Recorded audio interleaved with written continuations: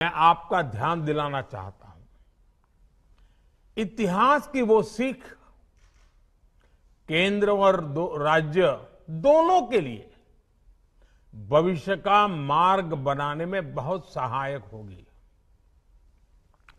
अगर हम पिछली शताब्दी के शुरुआती दशकों को याद करें तो पाते हैं कि दुनिया में किस तरह तबाही और त्रासदी का दौर चल रहा था।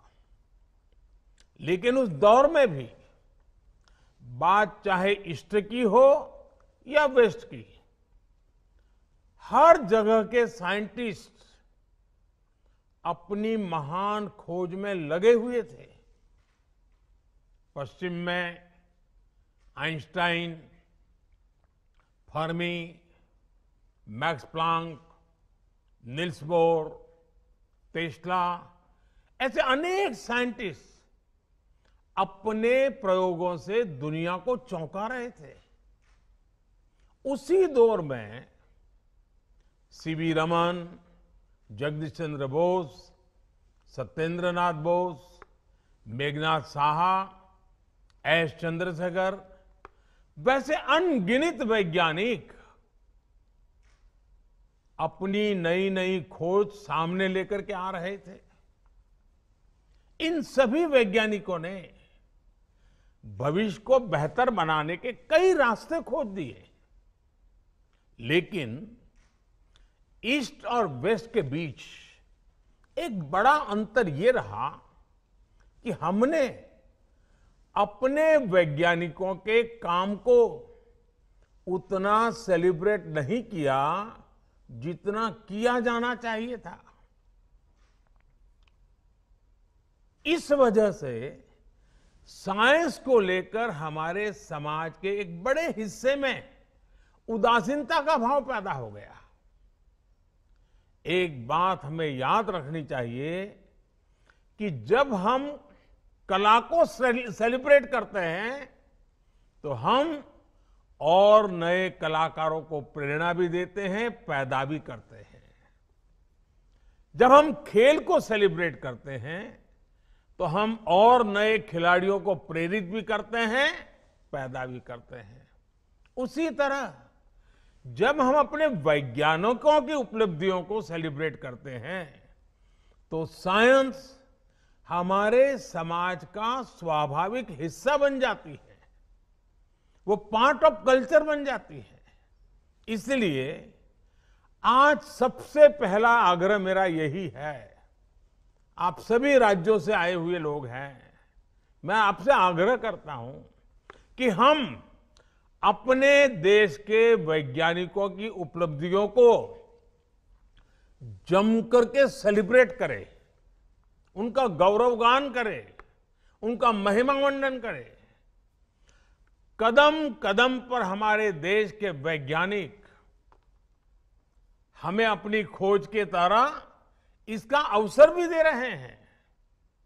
आप सोचिए, आज भारत अगर कोरोना की वैक्सीन विकसित कर सका है, 200 करोड़ से ज्यादा वैक्सीन डोज लगा सका है, तो उसके पीछे हमारे वैज्ञानिकों की कितनी बड़ी ताकत है। ऐसे ही आज हर क्षेत्र में भारत के वैज्ञानिक कमाल कर रहे हैं। भारत के वैज्ञानिकों की हर छोटी बड़ी उपलब्धि को सेलिब्रेट करने से देश में साइंस के प्रति जो रुझान पैदा होगा वह इस अमृत काल में हमारी बहुत मदद करेगा। साथियों, मुझे खुशी है कि हमारी सरकार साइंस बेस्ड डेवलपमेंट की सोच के साथ आगे बढ़ रही है। 2014 के बाद से साइंस और टेक्नोलॉजी के क्षेत्र में इन्वेस्टमेंट में भी काफी वृद्धि की गई है। सरकार के प्रयासों से आज भारत ग्लोबल इनोवेशन इंडेक्स में 46वें स्थान पर है। 46, जबकि 2015 में भारत 81 नंबर पर था, 81। इतने कम समय में हम 81 से 46 तक आए हैं, लेकिन यहां रुकना नहीं है, अभी और ऊपर जाना है। आज भारत में रिकॉर्ड संख्या में पेटेंट हो रहे हैं, नए नए इनोवेशन हो रहे हैं।